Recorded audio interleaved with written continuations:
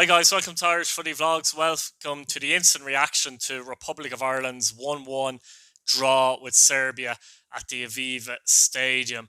I'm absolutely delighted with this, to be fair. I thought it was a performance that it was difficult for a lot of the game. We came up against an excellent Serbia side. He played really well. The movement and quality they have in attack, Vlahovic, Mitrovic, Tadic, and Kostic, players coming off the bench to play for Real Madrid, etc.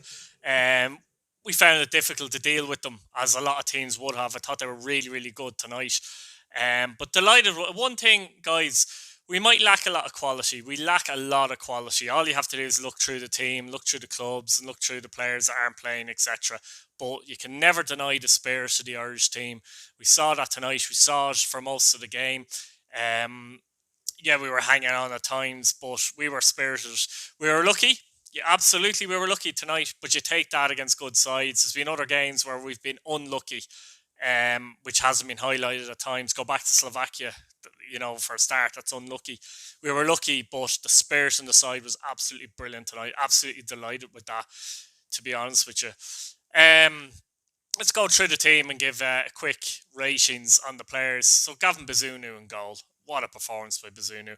I got to give him a 9.5, not quite a 10, guys. The reason is because at one point I think he went to run out of the area and to close down a player coming through for Serbia. Made a bit of a balls of it, if I'm honest. Mclean did clean up. But apart from that, outstanding performance. 19 years of age, anticipation. He knows how to spread himself big, doesn't he? Excellent saves, some vital saves. One from Mitrovic in particular was a brilliant save as well.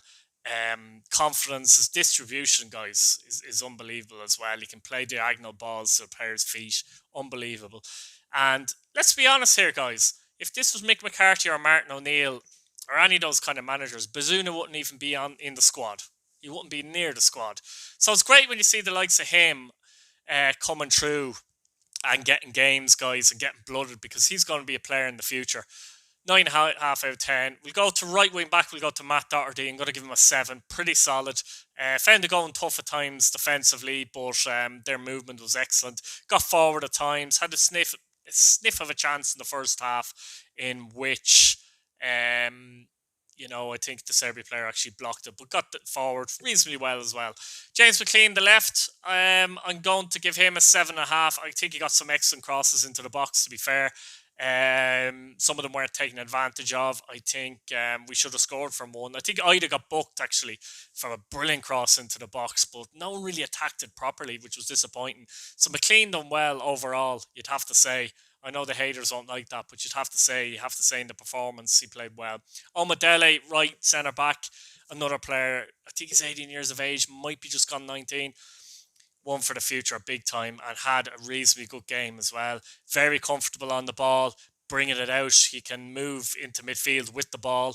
Good control of the ball, and defensively pretty good as well. Omadele, I'm going to give a 7.5 as well. Duffy nearly scored the end. Had a great chance of a header and just went over the top. Made an error earlier on, which Bazunu bailed him out.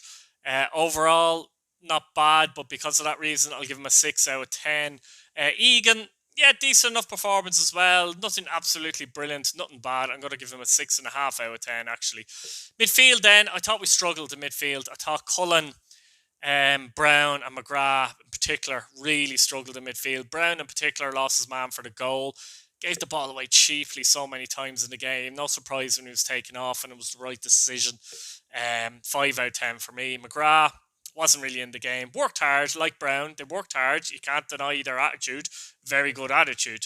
But again, I'm going to give him a 5 out of 10 as well, guys. Cullen, he was sitting in front of the back three, to be honest, which it didn't really, do an awful lot terribly wrong, but didn't really get too involved in the game either. Expected a little more from him to try and get involved in the game, get us on the ball. Difficult against a very good midfield though, so I'll give him a 6 out of 10.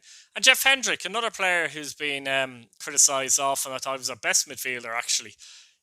He's going to get 7 out of 10. Faded a bit in the second half, got tired. First half, he threaded a ball through to Ida. which Ida unluckily didn't get on to. The keeper got out. Kept the ball moving, didn't give the ball away as much, as he was quite comfortable on the ball, particularly in the first half, which was good to see. So fair play to him. Nice bit of skill in the second half at one point as well, if anyone noticed that. So I'm going to give him a 7 out of 10. Then we have Adam Ida. So yeah, Adam Ida, I'm going to give not as good as the last two performances, I must say. I don't think he played as well as he did in the last two games. Wasn't terrible either, but again, a very young player, 19 years of age. Could always do with more support. And maybe could have done better when he got booked. He could have got in that ball better. So I'm going to give him a 6 out of 10. So guys, let me know what you think of the ratings, and let me know your ratings as well. But overall, I'm delighted, to be fair, because as I said, we showed a lot of spirit, we showed a lot of character. One thing's for sure, that the players are playing for Kenny. I've said that so many times. If the players stop playing for a manager, then it's time for the manager to go. But as I said before, we're you might as well give Kenny till the end of the group. Let's be honest about it, and take it from there. There's no point sacking him now. Really, there's no point. He's doing a lot of good work and blooding in young players and things like that. We're simply not good enough, though, in the talent we have at the moment, to be fair, and we don't create enough chances. But that's been the case for 5 years, really. We don't score enough chances. We don't really create enough chances either. But that's been an issue, as I said, for 5 years or something like that. So that's not a Kenny issue, that's for sure. But I'd like to see this process continue. If we did say get rid of Kenny, what's the alternative? Like, you know what I mean? It's not as if you bring in, even if you brought in a better manager, there's no guarantees, nowhere close to guaranteeing that we're qualifying for a major competition.